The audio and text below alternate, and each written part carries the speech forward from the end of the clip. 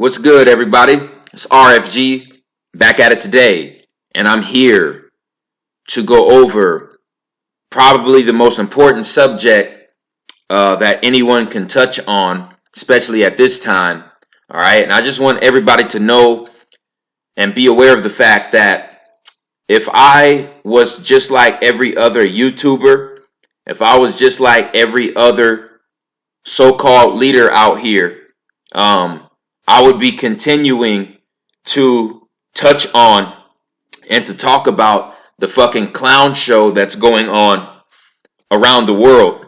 You see, we all know about the so-called virus hoax. All right, we know about that situation. We know about the economy, the global economy that's getting ready to collapse. We know about all the things that the globalists are doing to plan their new world order. We know all about that. Project Bluebeam, CERN. You know what I'm saying? The demonic portals that are being opened. All right, we know all about that. So, I'm not going to continue to to touch on this information. I'm not going to continue to entertain the circus show, basically. All right, I'm not going to entertain the circus show any longer. I said what I had to say. You guys can do your own research. You can either take it or leave it. I'm going to touch on what I believe is the most important subject to humanity right now, and that is what is our soul going to do after it leaves our body. All right, many Christians and people who are a part of Islam and Judaism, Catholicism, they're under this notion of after your soul leaves your body, your soul only goes one of two places, and that's easily debunked. That notion is easily debunked, and I'm gonna debunk the hell out of that shit with this video, because the most important thing that humanity could be doing right now is going inside of ourselves, spending time alone, and going inside of ourselves through deep, dark meditation and understanding and trying to connect with who we were in the past life. Look at certain traumatic experiences in your early childhood or earlier in your life and try to think, what could I have done in my past life to deserve what happened to me in this life? All right? Because reincarnation is very real. And if one does not perfect or perform the method of reincarnation, the method of mummification, if one doesn't perform mummification properly enough, you can guarantee that your soul will be reincarnated. All right? So I'm going to play about 10 to 13, I'll say about in between 10 and 15 minutes of this video right here, just so you guys can get the full synopsis that reincarnation is very real, and it is being reported by children all over the world.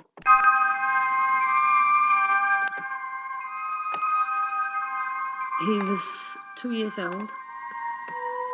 He saw a lady on TV and he said, I was with those when I was a girl.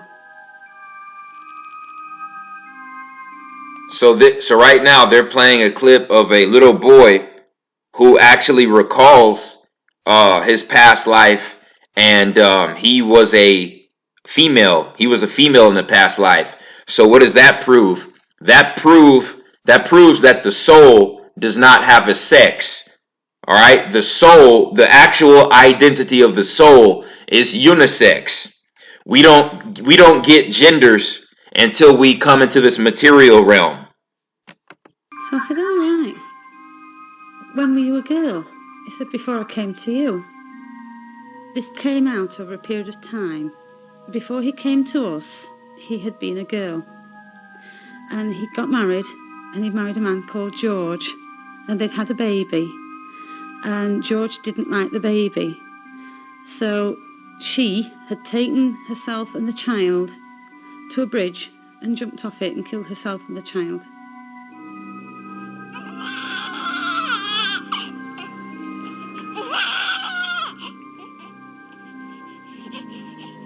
My son was 2 years old, and he suddenly said, "Mummy, when I was an old man, I was very, very sad."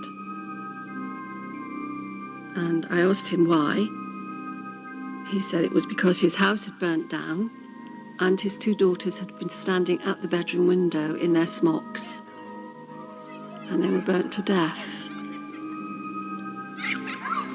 Around the world, thousands of children from different backgrounds and religions have described a life they have lived before. The belief in the survival of the soul is an ancient one, but the fact that these children talk about events which seem beyond their childhood experience is considered by some to be evidence of reincarnation.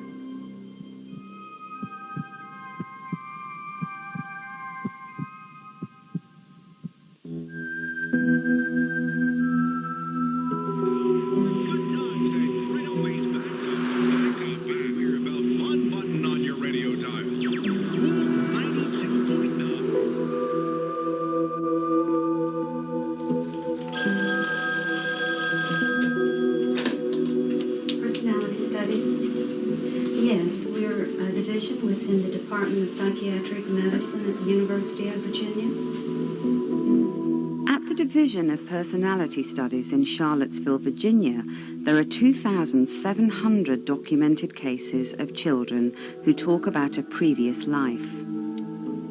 These children come 2,700 children just in this particular county in Virginia. From around the world: Southern Asia, West Africa, Europe, and the United States. Scientists at this Centre of International Research are hoping to find proof of reincarnation, so they carefully investigate new cases as they emerge.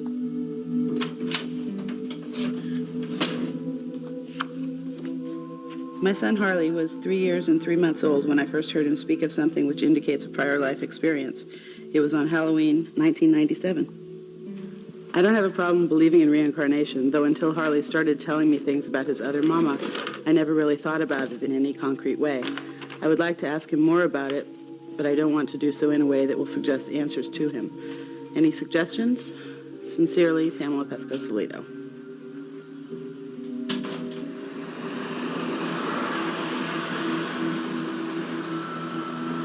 I'm in a town called Exeter, California, which has about 10,000 people, and I'm going to visit a mother and a little boy who has said some things about having lived before.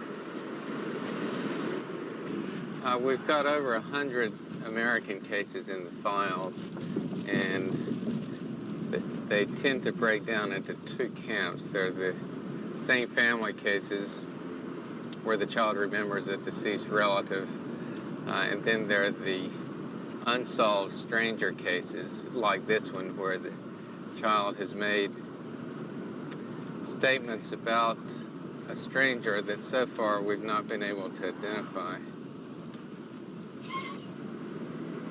The best case scenario is that I meet with them, they're very straightforward and seem like honest, reasonable people. He's made a fair number of rather specific statements, so if I'm able to verify it, it'll be a very strong case.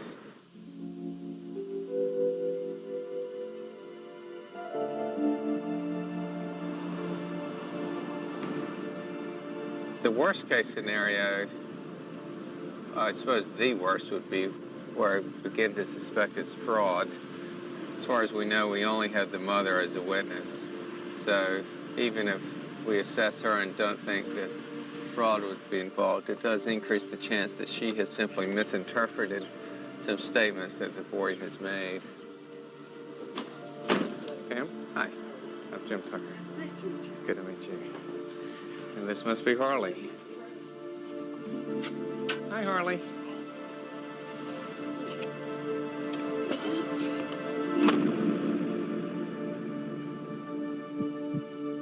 Now pay very close attention to what's going to be stated when they have this conversation at the park.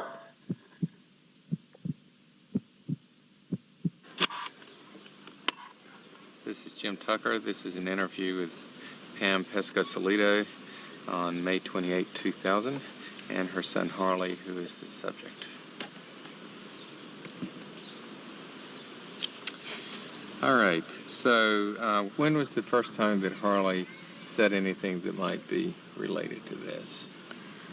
When he was around two, when he got in trouble or sent to his room or something, he would sit in his room howling over and over again, "I want my mama," even though when I walked in the room and stood in front of him saying, "Here I am," he would still keep saying, "I want my mama." Then when he was 3, on Halloween, we went trick-or-treating at one of the neighborhoods over there on the other side of town. We pretty much exhausted the possibilities of that particular neighborhood, and I said, okay, well, let's get in the truck and drive over to the other side of town. And he said, "Oh, you mean the part of town where we used to live?" And I said, "Well, we never lived in town." And he said, "Oh, when I lived with my other mama." And I was like, "Oh, your other mama." And who was that? I don't know if it was then or later that he said her name was Stacy. Yeah, you remember that? Mm-hmm. Mm-hmm.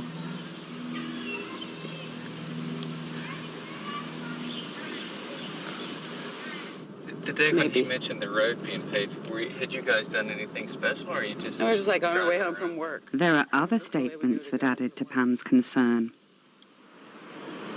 Harley had pointed to a road they passed every day and said, "Oh, they've paved it now," yet the road was paved 30 years before. He talked about an older brother pushing him out of a tree and going on a camping trip to the mountains with his other mother, Stacy. Harley's story fits the pattern of many of these cases. He said these things repeatedly when he first learned to speak and stopped when he began school at the age of 5. Harley also had a birthmark, which in such cases is thought to be a physical reminder of injuries received in the previous life. Okay, so she just said that he had a birthmark, and according to ancient Hindu, an ancient Vedic text, ancient Kemet as well.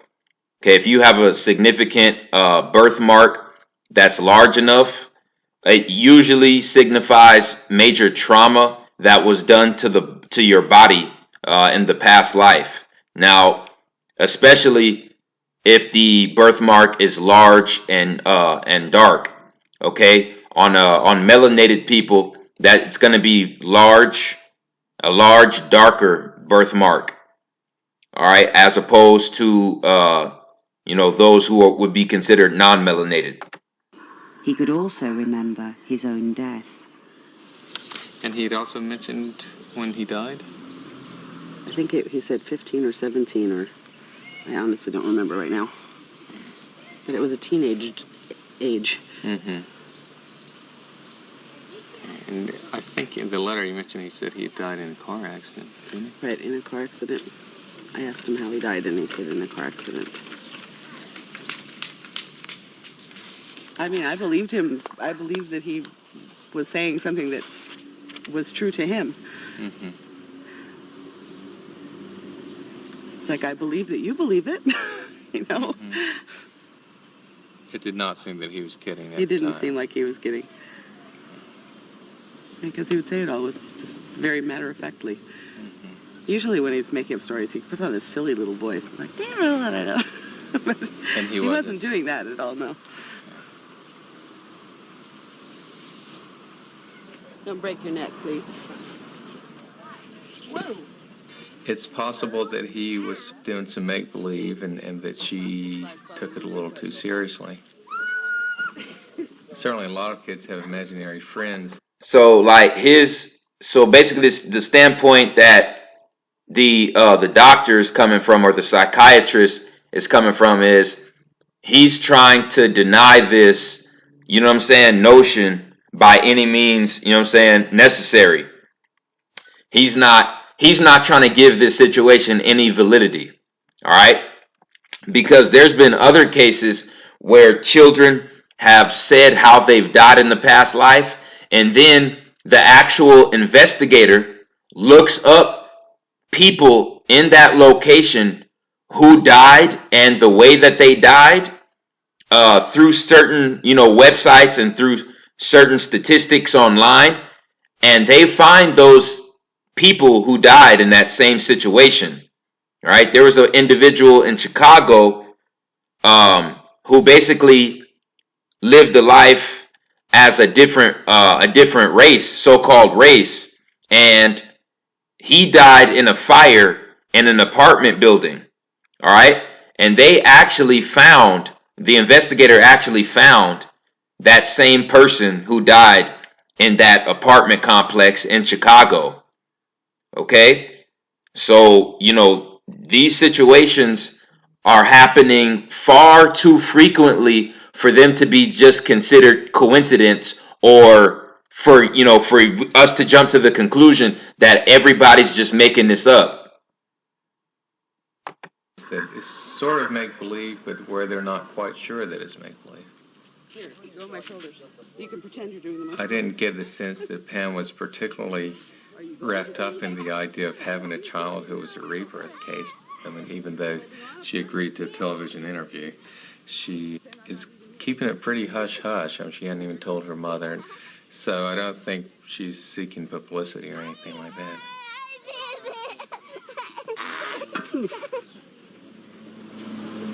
It's a very Christian, right-wing sort of town, and I just don't know that these new agey sorts of ideas, if you want to call them that are. Yeah, and see, she just said that she didn't really want to spread the word like that because she lives in a mostly Christian town. You see, and let me tell you something, Christianity was probably one of the biggest mind fucks that has ever been pushed on the human species. Christianity was probably the biggest mind fuck that was ever pushed on humanity. And because you have a lot of people in Christianity that believe what they believe, and they tell you that, oh, you either go to heaven or hell after you die. You know what I'm saying? There is no in between. There is no in between. There is no purgatory. There is no reincarnation. That's evil. That's evil talk. Well, if it's such evil talk, why the fuck are you Christians always complaining about your houses being haunted? Why are you Christians always complaining about your houses being haunted? Okay? And then the other thing I'll say is reincarnation is actually mentioned in your so-called good book. All right? Just do diligent research. You know what I'm saying? You're talking about, there's no middle ground. After your soul leaves your body, you just go to heaven or hell and that's it. Do you know how dumb that is? Look at how complex and diverse this material realm is. Look at how large, how complex, and how diverse and how complicated this material realm is. So you think the material realm is that complex and diverse and that large, and when you get out of the material realm, you think it's just black or white. No, it doesn't work like that. It doesn't work like that. Christianity was the biggest mindfuck that was ever held over humanity in history. Okay? Because it pulled us away from godhood. It basically pulled us away from godhood. It got us to forget our soul's true identity and our soul's true purpose in this material realm. I'm going to repeat myself. Christianity caused us to lose a big piece of our God consciousness because it caused us to forget our soul's true identity, and it caused us to forget our soul's true purpose in this material realm.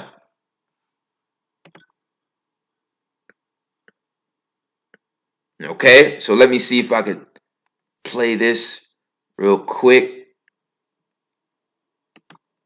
There we go. His previous personality ever existed. I started at the date of Harley's birth. I'm just working my way back, looking through the obituaries. Yeah, okay, so he's looking through the obituaries, seeing who died in a car accident, who was a teenager. Like here's an accident where 6 people were injured, but it looks like 9 were killed. So we find that a 15-year-old named Jonathan was killed in a car accident, and he had a mother named Stacy. And we know we had our man. Well, I went through the newspaper archives, but only got through 94 and 93. I found one Jonathan that was 19 when he was killed in a car accident. Of course, Harley had said that he was 15. But also the mother's name didn't match. I think this one was named Sylvia, where the one thing that Harley seemed certain about was that his mother had been named Stacy. Where are you going to get? Well, no, I need a picture of you just standing there. Finding a previous personality match isn't scientific proof of reincarnation. But these cases constantly throw up questions which investigators are compelled to address. Good, thank you very much. Good job. Congratulations.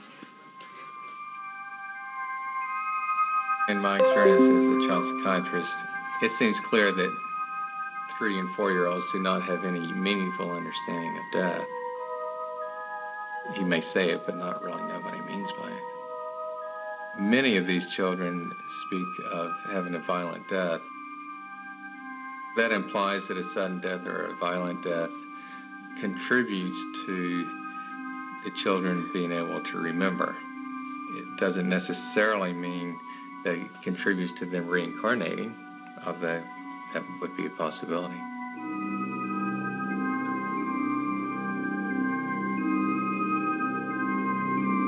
Now see, that broke down. That broke down this child. Now we're gonna see a child in East India for a report for reincarnation. It contributes to them reincarnating, although that would be a possibility.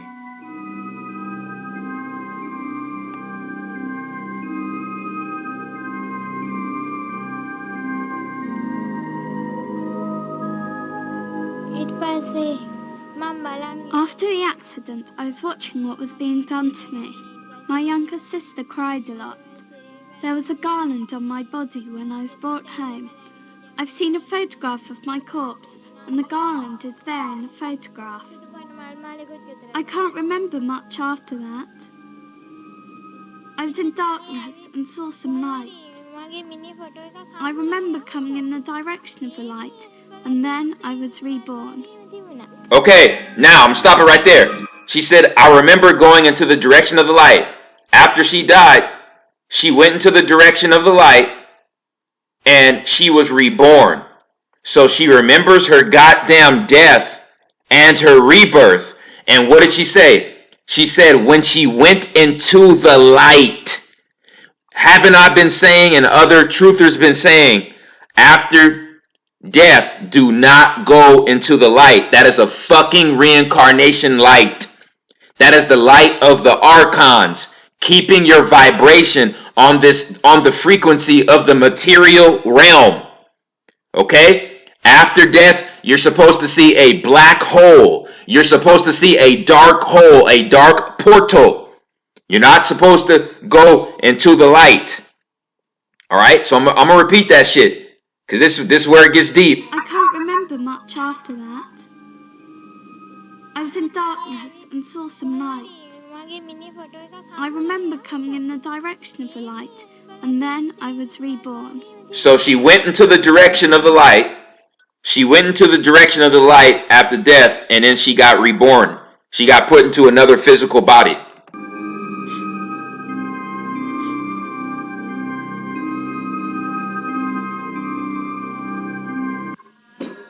Okay? So that's all I'm gonna put, okay, out on this video. That's all I'm gonna play on this particular video. If you guys want to watch all of it, this is the title of it on YouTube. All right. Now, okay, there was an individual by the name of Duncan McDougall. Duncan McDougall in the early 1900s. He conducted I believe, one of the greatest forensic experiments of all time. He weighed about 3 to 5 patients' bodies who were on their deathbeds. Okay, he took their weight down. After they passed, he weighed them again and noticed that each body was 21 grams lighter than what it was when they were still alive. Basically proving through forensics that the soul is 21 grams of electromagnetic energy, 21 grams of orgone force.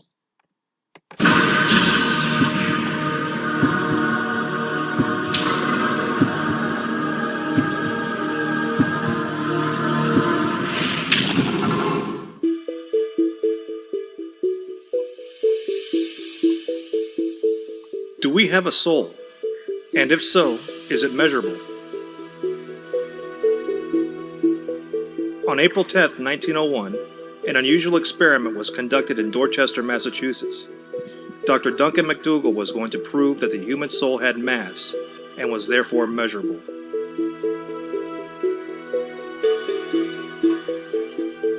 He conducted this experiment on 6 dying patients who were placed on specially made Fairbanks weight scales just prior to their deaths. The patients were selected based upon their imminent death. 2 patients were suffering from tuberculosis. A total of 5 men and 1 woman were selected for this experiment. Dr. McDougall's intention was to weigh each body, before and after death, to determine if there were any differences noted on the precision scale. In the company of 4 other doctors, Dr. McDougall carefully measured the weight of his first patient prior to his death. Once the patient died, an interesting event occurred. McDougall explains. Suddenly, coincident with death, the beam end dropped with an audible stroke, hitting against the lower limiting bar and remaining there with no rebound. The loss was ascertained to be 3/4 of an ounce. What caused this weight loss? Everything was taken into account, from the air in the lungs to bodily fluids. It still could not be explained. The experiment continued on the next patient with the same results. Dr. McDougall felt he was on to something extraordinary. According to Dr. McDougall, the instant life ceased, the opposite scale pan fell with a suddenness that was astonishing, as if something had been suddenly lifted from the body. Immediately, all the usual deductions were made for physical loss of weight, and it was discovered that there was still a full ounce of weight unaccounted for. Following the experiment and consulting with the other attending physicians, it was determined that the average weight loss of each person was 3/4 of an ounce. Dr. McDougall concluded that the human soul weighed 21 grams. Okay, March 11th, 1907. All 5 doctors took their own measurements and compared their results. Not all the patients lost the same weight, but they did lose something that could not be accounted for. And then something interesting occurred on the 3rd patient. He maintained his same weight immediately upon death. It was only after a minute had passed that he finally lost an ounce of weight. Dr. McDougall explained this discrepancy as follows. I believe that in this case, that of a phlegmatic man, slow of thought and action, that the soul remained suspended in the body after death, during the minute that elapsed before its freedom.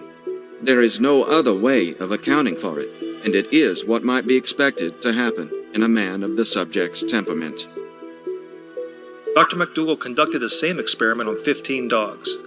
The experiment showed no change in weight following their death. McDougall concluded that this... Is that right? Is that right? So this man also experimented on, did the same experiment on dogs.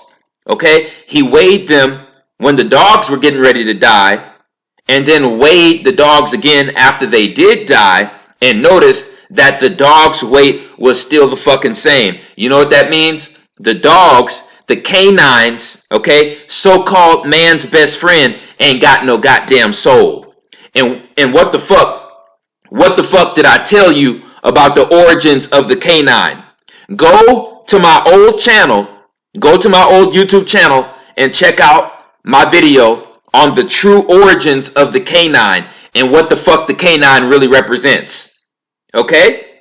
So Mr. McDougal proved that your buddy, your little pal, your little bit, they ain't got no fucking soul. And they only bark at the motherfuckers with souls. Okay? So when that dog is barking at you, it's barking at something that it can't comprehend. It doesn't understand. So just like other people on this earth, they fear what the fuck they don't know and they don't understand. Okay? So the dog has a spirit. The dog has a spirit that keeps its bodily functions alive and thriving for the time being, but it does not have a soul.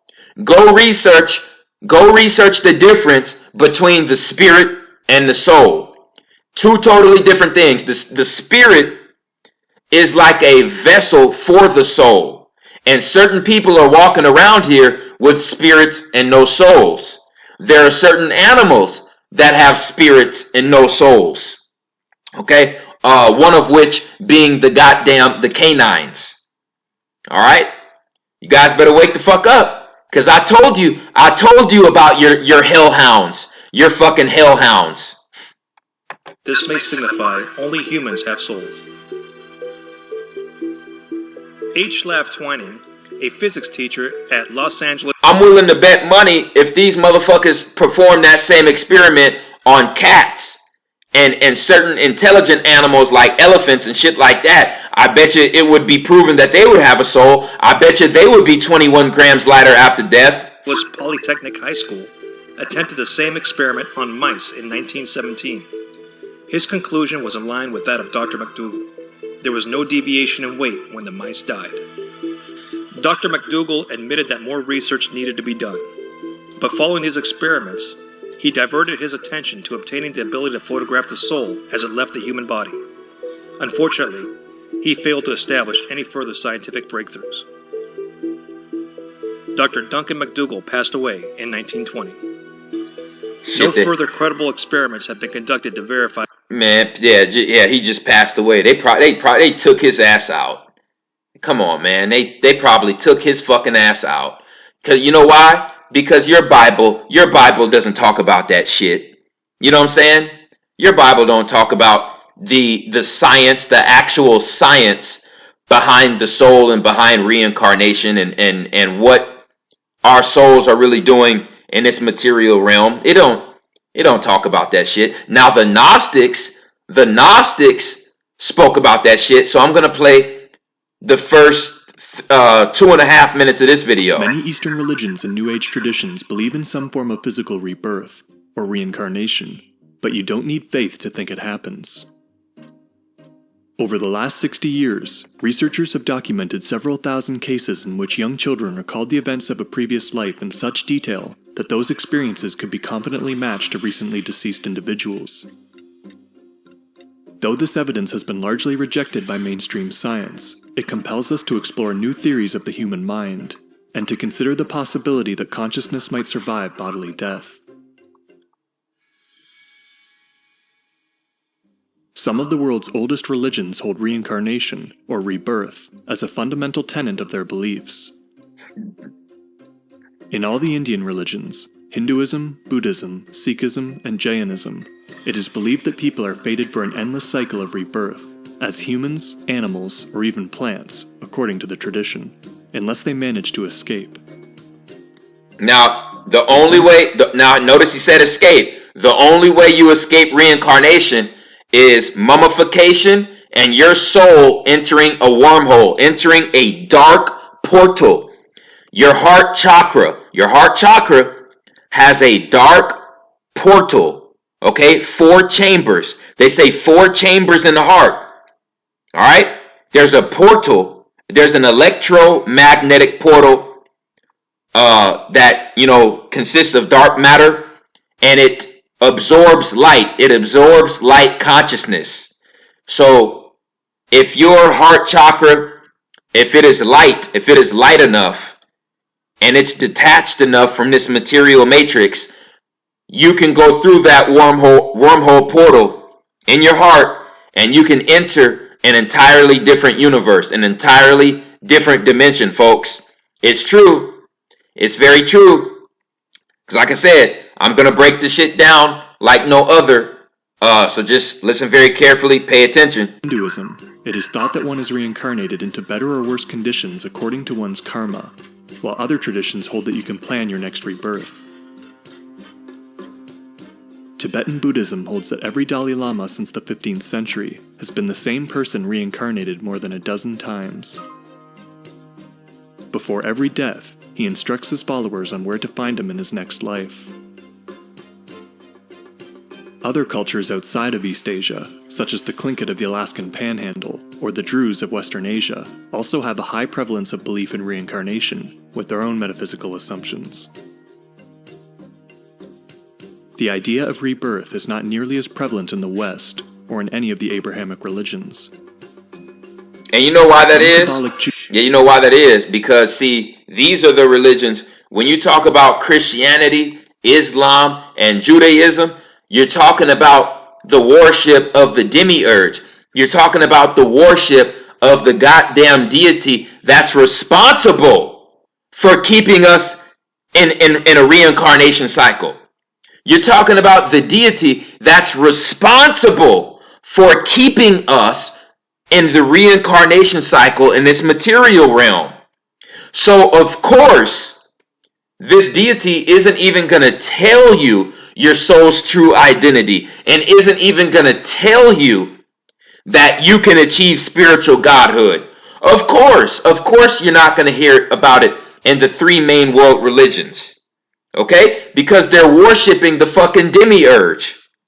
Jews profess belief in reincarnation, as have some Christian minority movements, including some early Gnostic sects, the medieval Cathars, and the 17th century Rosicrucians. You see, the Gnostics... Some early Gnostic sects, the medieval... The Gnostics taught about reincarnation. Cathars, and the 17th century Rosicrucians.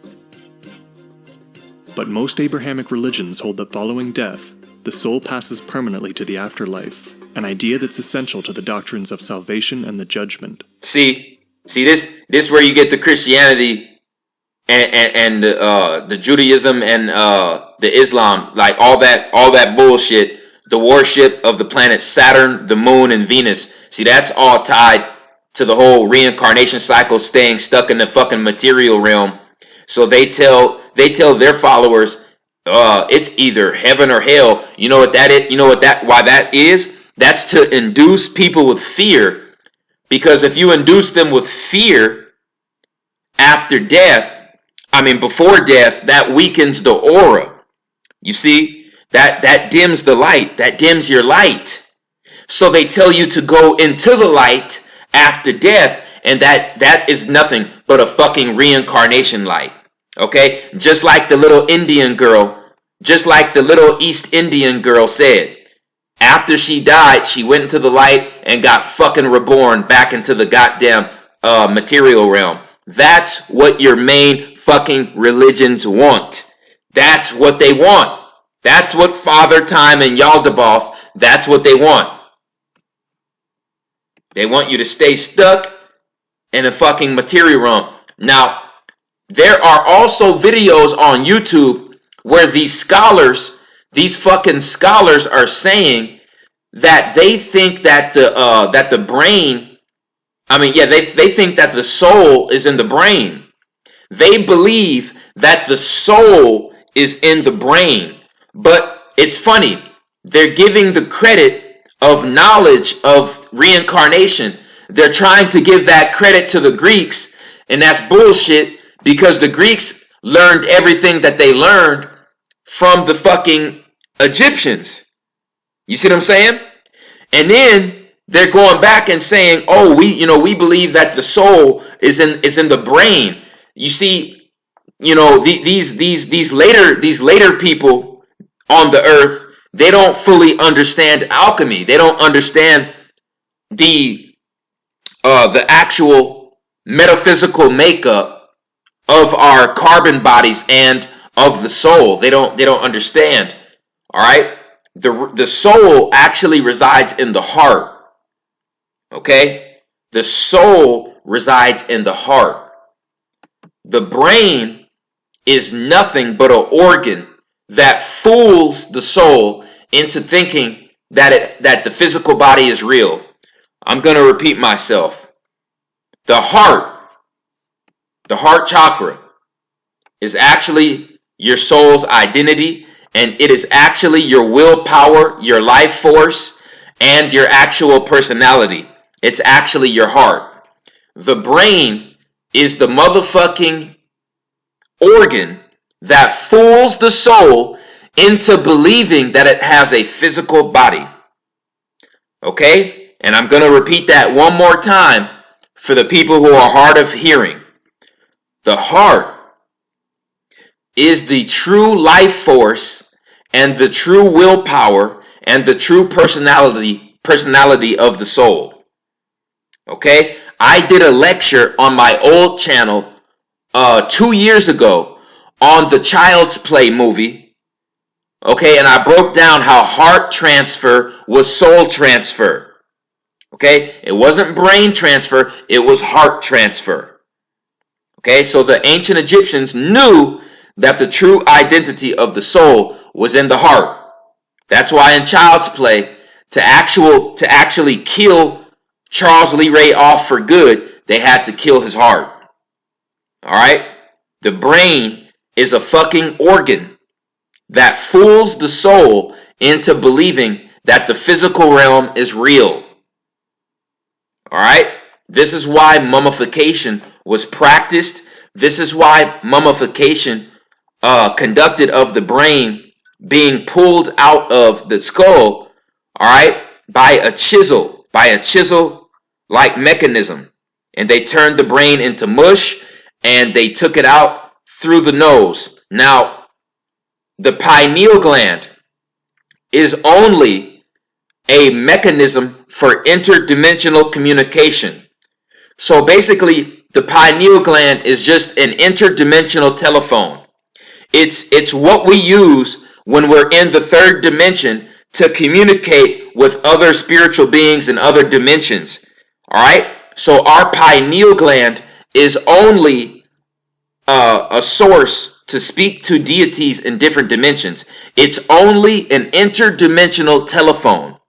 The pineal gland is only an interdimensional telephone. So when we leave this dimension and we go to another dimension, we don't need it. We don't fucking need it anymore. And this is why the brains were taken out during mummification.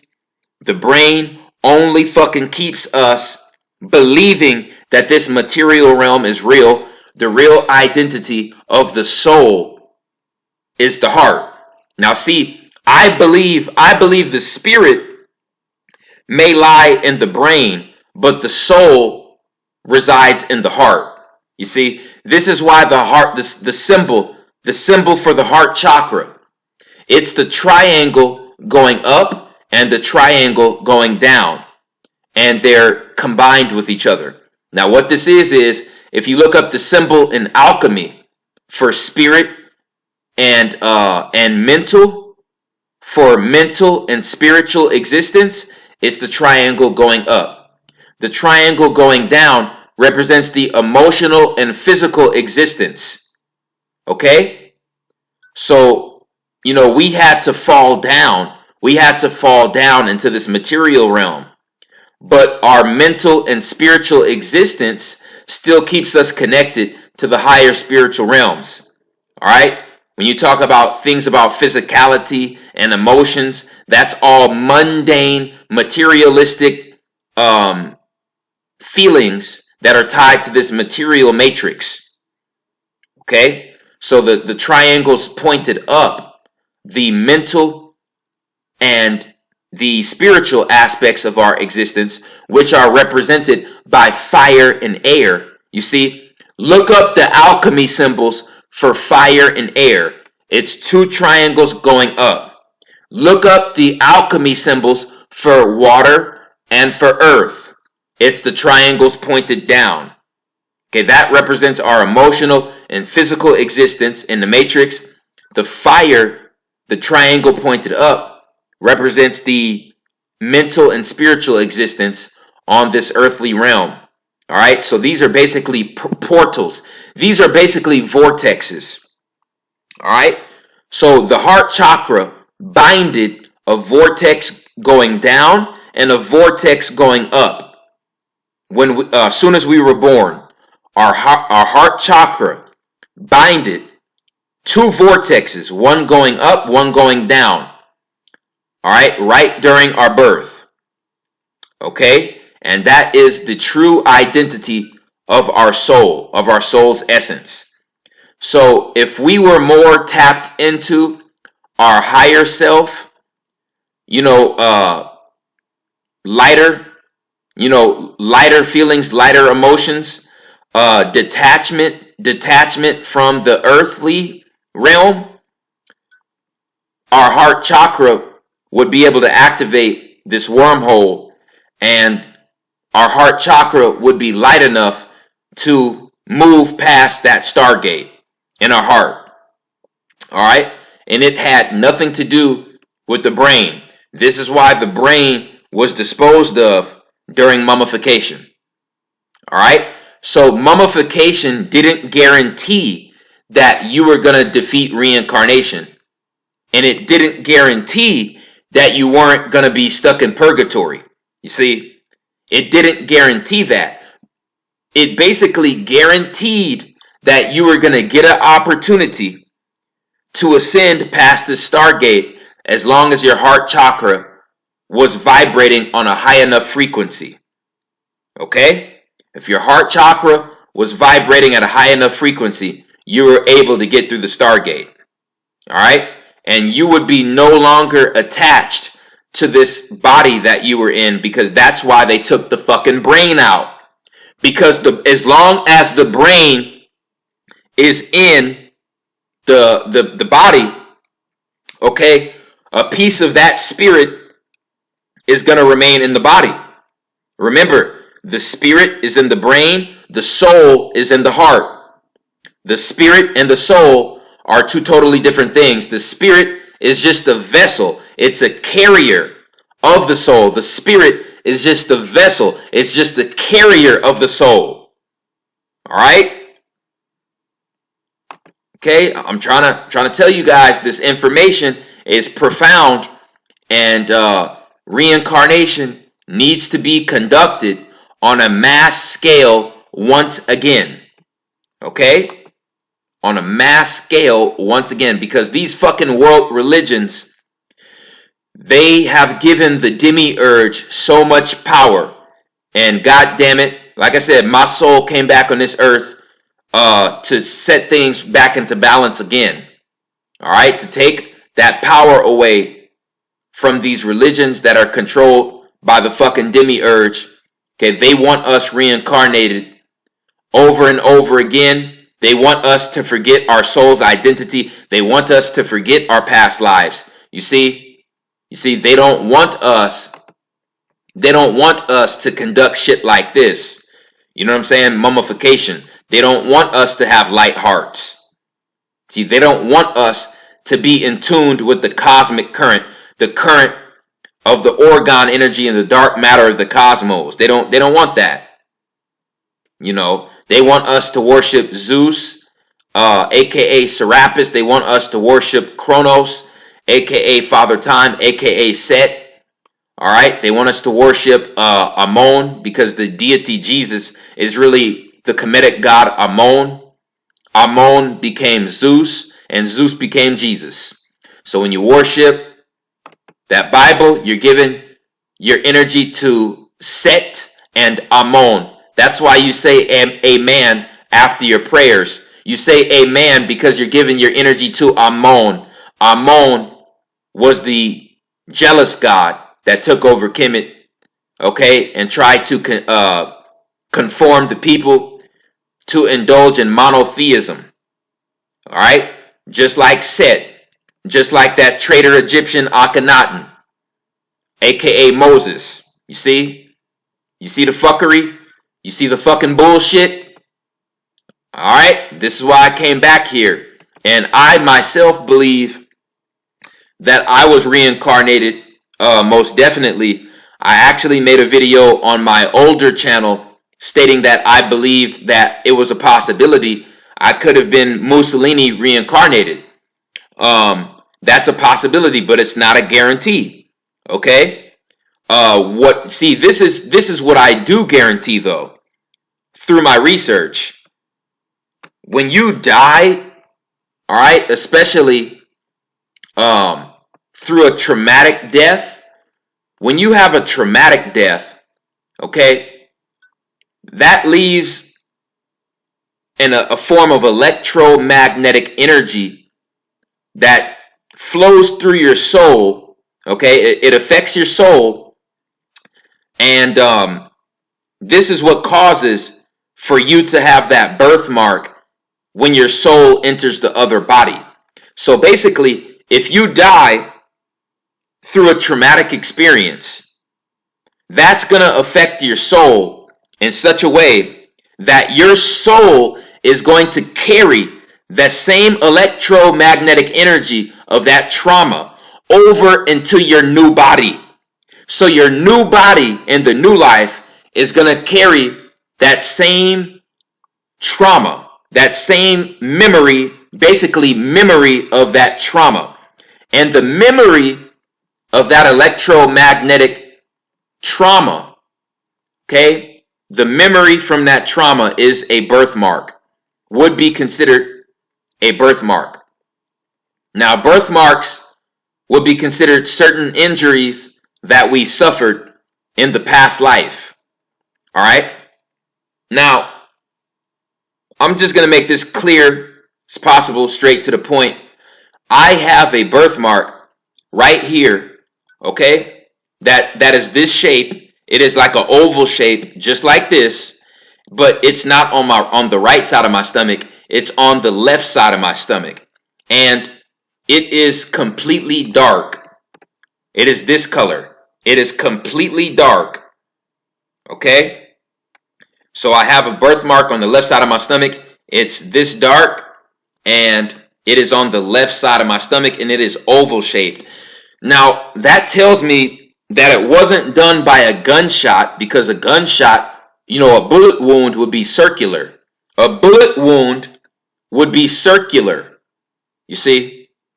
Something like this would definitely be impalement. It would be the result of being impaled by a hard object. So I definitely believe that I was killed with a sword. Okay?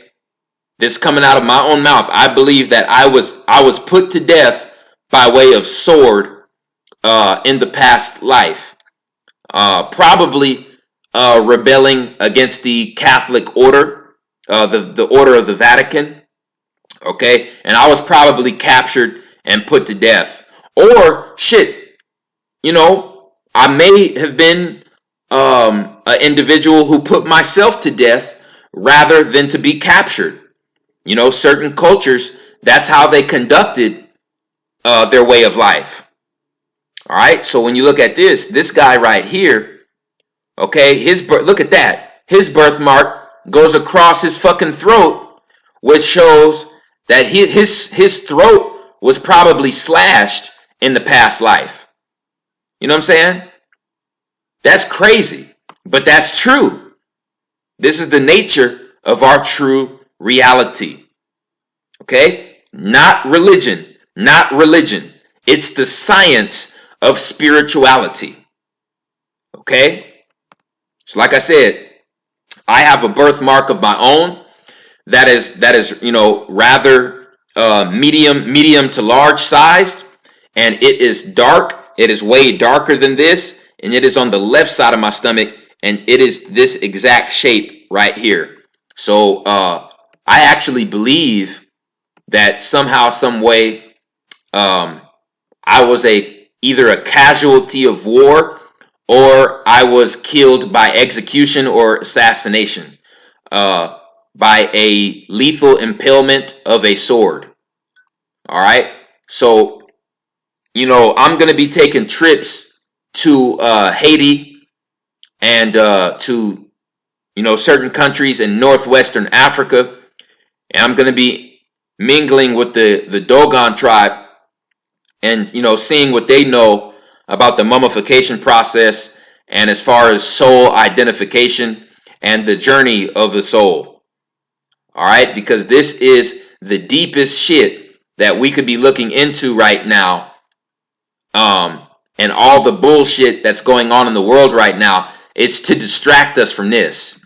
It's all to distract us, okay? It's all to distract us from this, from escaping reincarnation, all right? And not understanding how important the practice of mummification is, all right? And like I said, all you Christians out there, how can you say that somebody can only go to heaven or hell after death when you are the main motherfuckers reporting that your houses are haunted? Every time you see a goddamn haunted house reported, it's always a fucking Christian family.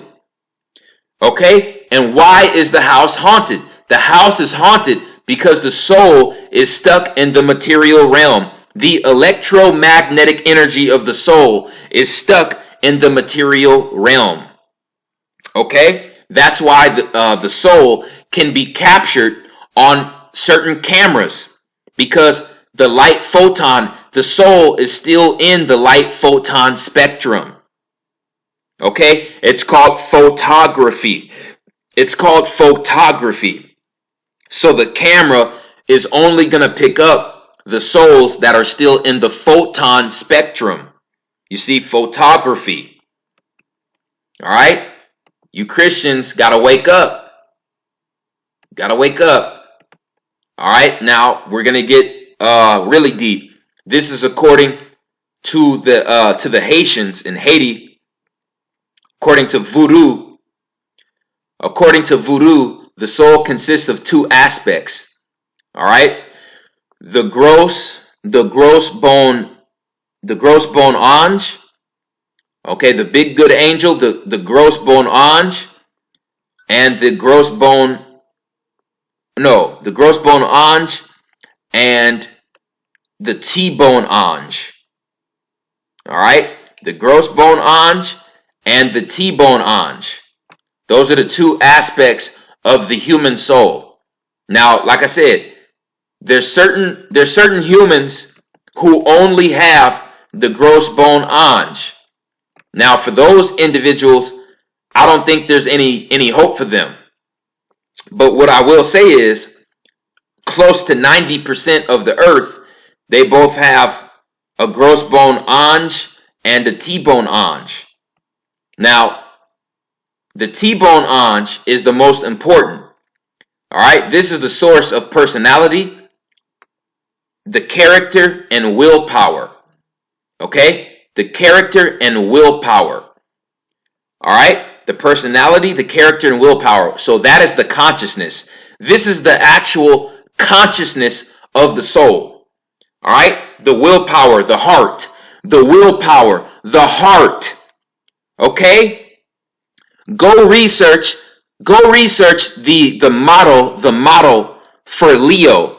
Go research the motto for the zodiac sign Leo. The motto for the zodiac sign Leo is I will. Is I will. The motto for the zodiac sign Leo is I will. Willpower, I will.